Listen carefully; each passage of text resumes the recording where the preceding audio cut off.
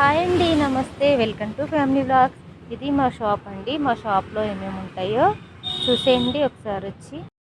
ఇవి పిల్లలకి lunch box అండి. ముందు నేను జూట్ బ్యాగ్సే పెట్టేదాన్ని, ఇంకా కొంచెం మంచి క్వాలిటీ అడుగుతున్నారు కదా అని ఈ టైప్లో అయితే తీసుకొచ్చానండి. వీటిలో కొంచెం రేట్ ఎక్కువ తక్కువ ఉంటాయి కదా, ఎక్కువ తక్కువలో కూడా తీసుకొచ్చాను. ఇంకా వీటితో పాటు హ్యాండ్ బ్యాగ్స్ కూడా తీసుకొచ్చాను. లేడీస్కి హ్యాండ్ బ్యాగ్స్ అడుగుతున్నారని కొన్ని రకాలైతే తీసుకొచ్చి పెట్టానండి. ఇందాక మీకు చూపించింది పెద్ద సైజు, ఇదైతే చిన్న సైజు అండి.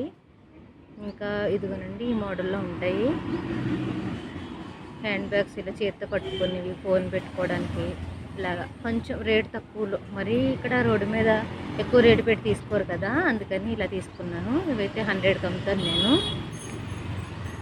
ఇంకా కొంచెం 150 అలా ఉంటాయండి హ్యాండ్ బ్యాగ్స్ అయితే. ఇంకా అంతకంటే ఎక్కువ రేటు కూడా తీసుకురాను. ఇది కూడా 100. ఎక్కువ రేటు తీసుకొచ్చినా కూడా రేట్ తక్కువ అడుగుతారు. కొన్ని అయితే ఎక్కువ రేట్ తెస్తాను. కొంతమంది పిల్లలు ఇక్కడ కాలేజీ ఉంది, కాలేజీ పిల్లలు తీసుకుంటారని అలా తీసుకొస్తాను. ఇదిగోండి ఈ బ్యాగ్స్ ఎక్కడికన్నా వెళ్ళేటప్పుడు ఏమైనా పెట్టుకోవడానికి. ఇదిగోండి కర్చీఫ్స్ ఉన్నాయి ఇంకాను. వాటితో పాటు కర్చీఫ్స్తో పాటు నాప్కిన్స్, ఇంకా తలకు కట్టుకుంటారు కదా పెద్ద కర్చీఫ్స్, అవి. ఇవ్వండి ఇవి జూట్ బ్యాగ్స్. ఈ జూట్ బ్యాగ్స్లో వాషబుల్ కూడా ఉన్నాయి, ఇదే సైజు. వీటిలో 2-3 సైజులు ఉంటాయి. ఇంకా పెద్ద సైజు, చిన్న సైజు, ఇంకా ఎవరికి నచ్చిన సైజు ఇంకా వాళ్ళు తీసుకుంటారు కదా.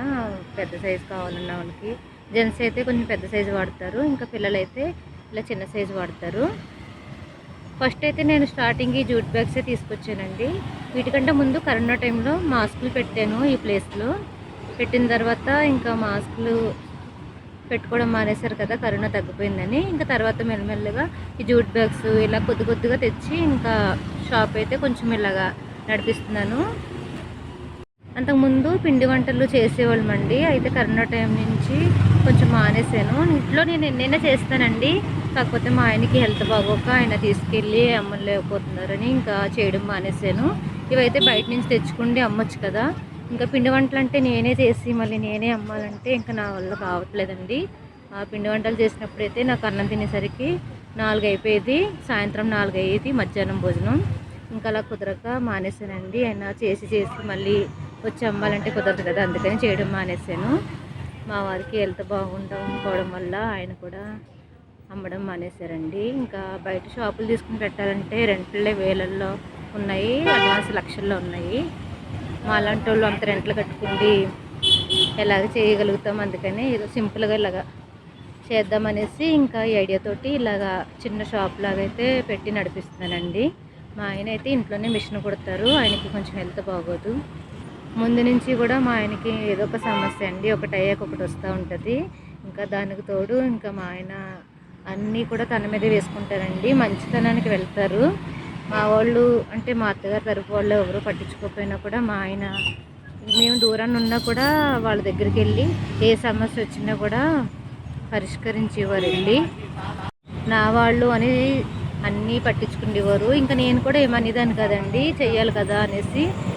మా బావగారు వాళ్ళు పట్టించుకోకపోయినా కానీ నేను ఇప్పుడు కూడా నేను ఏం చెప్పేదాన్ని కదా, మా ఆయన ఎలా చేస్తే చేయనీలే అని ఊరుకునేదాన్ని. ఇంకా ఇప్పుడు అన్నీ మా ఆయన చేసేసరికి ఇప్పుడు విలువ లేకుండా అయిపోయిందండి ఆయనకు కూడాను. ఇప్పుడు తెలుసుకుంటే బాధపడుతున్నారు. ఇంకా అంతా అయిపోయాక తెలుసుకుంటే బాధపడితే ఏం లాభం అండి, చేసిన రోజులు చేశారు. నేను చిన్నప్పటి నుంచి కష్టపడుతూనే ఉన్నానండి. నాకు 9 సంవత్సరాల వయసు అప్పటి నుంచి కూడా కష్టపడుతూనే ఉన్నాను. మా నాన్న సరిగ్గా లేక తాగేసి సరిగ్గా చూసేవాడు కదండి. ఇంకా మా అమ్మ నేను పనిచేసేవాళ్ళు, మా చెల్లి చిన్నపిల్ల. ఇంకా పెళ్ళయ్యాక మా ఆయన మంచిగా చూసుకుండి ప్రేమగా చూసుకుని భర్త వచ్చాడు అనుకుంటే ఇంకా ఏదో ఒక అనారోగ్యం అండి. ఇంకా మా ఆయనకి తోడుగా నేను కూడా ఇలాగా చిన్న వ్యాపారం చేసుకుంటా మా ఆయనకి ఇలా తోడుగా ఉంటున్నాను. ముందైతే మా ఆయన ఏం పని చేయొద్దనేవారండి మా పిల్లలు చిన్నప్పుడు. ఇంకా నేనే తర్వాత పని చేయడం మొదలెట్టాను. వాళ్ళ స్కూల్కి వెళ్ళిపోయిన తర్వాత పిల్లల కన్నా ఉంటాయి కదా, ఏదైనా ఖర్చులకు వస్తాయని ఇంకా అప్పటి నుంచి నేను చేయడం మొదలెట్టానండి.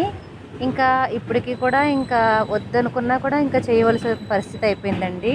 ఎందుకంటే ఆయనకి బాగోక ఇంకా నేను ఇలాగ అమ్మకపోతే ఇంట్లో పరిస్థితి బాగోక ఇంకా ఇంట్లో రెంట్లు కట్టాలి, అన్నీ చూసుకోవాలి కదండి. ఇంకా నాకైతే ఇప్పుడు చేయడం తప్పట్లేదు, కంపల్సరీ చేయవలసి వస్తుంది.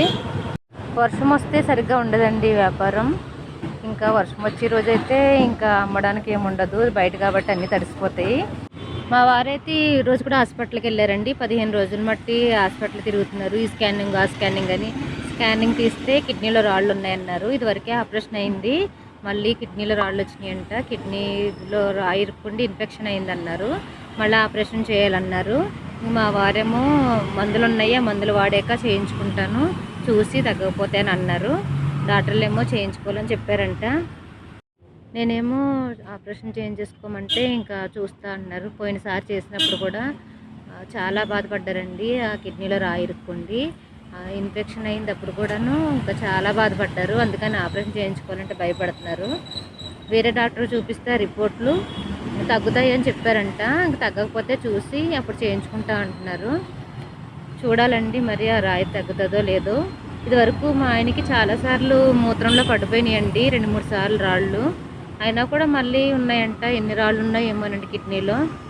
మీకు మా షాప్ చూపిస్తానని ఏవేవో చెప్తున్నానండి. ఏమోనండి, ఎవరికైనా చెప్తే కొంచెం బాధ అని తగ్గుతుంది కదా. ఏదైనా కష్టపడతా, ఏదైనా బాధ ఉంటే ఎవరికైనా చెప్పుకుంటే తగ్గుతుంది కదా. ఇంకా అలా అని మీకు అన్నీ చెప్పేస్తున్నాను.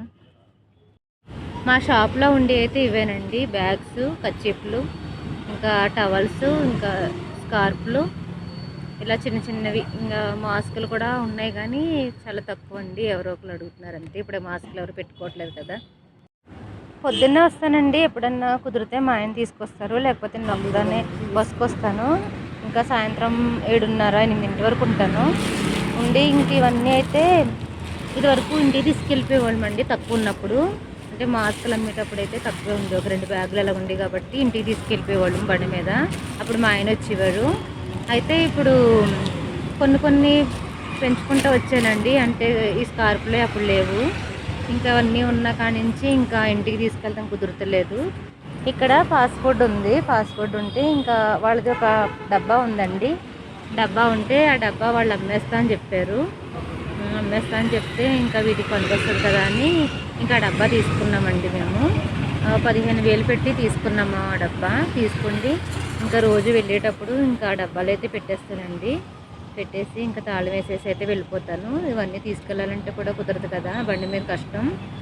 ఇంకా నేను పెట్టేసి తాళం వేసి వెళ్ళిపోతాను కాబట్టి ఇదిగోండి ఇలా పెట్టేస్తాను నేను. ఫాస్ట్ ఫుడ్ డబ్బా ఇది. అంటే నూడిల్స్, పానీపూరి కదండి, నూడిల్స్, ఫ్రైడ్ రైస్ అలాంటివి చేసి అమ్మే డబ్బా అనమాట. స్టీల్ డబ్బా ఇది. ఇంక ఇందులో పెట్టేసి తాళం వేసేసి ఇంకా వెళ్ళిపోతాను. ఇంకా టెన్షన్ లేదండి, రోజు తీసుకెళ్ళాలనే టెన్షన్ లేదు. ఇలా చదివేసుకుంటాను. ఇంకా టేబుల్ కూడా దీని లోపల పెట్టేస్తానండి, ఫోల్డ్ చేసేసి. ఇంకా అయితే వర్షం వచ్చేలాగా ఉంటే అన్నీ బయట పెట్టానండి, కొన్ని డబ్బా లోపటే ఉంచేస్తాను. ఇదిగోండి డబ్బా ఇలాగ ఉంది. ఇంకా పైన కూడా ఇలా ఒక చిన్న పందిరిలాగా వేయించానండి, దానికి 5,000 అయింది. ఇంకా ఇంటిగలోళ్ళు మంచోళ్ళు కాబట్టి వేసుకోమంటే ఇంకా అలా వేసుకోమండి. ఇంకా మున్సిపాలిటీ మేడం కూడా మంచి ఆవిడే. ఇంకా రోడ్డు మీద కొంచెం సౌండ్ డిస్టర్బెన్స్ అవుతుంది, ఏమనుకోకండి. ఈ రోజుకి ఎంతేనండి వీడియో. మీకు ఈ వీడియో నచ్చితే ప్లీజ్ లైక్ చేయండి, సపోర్ట్ చేయండి.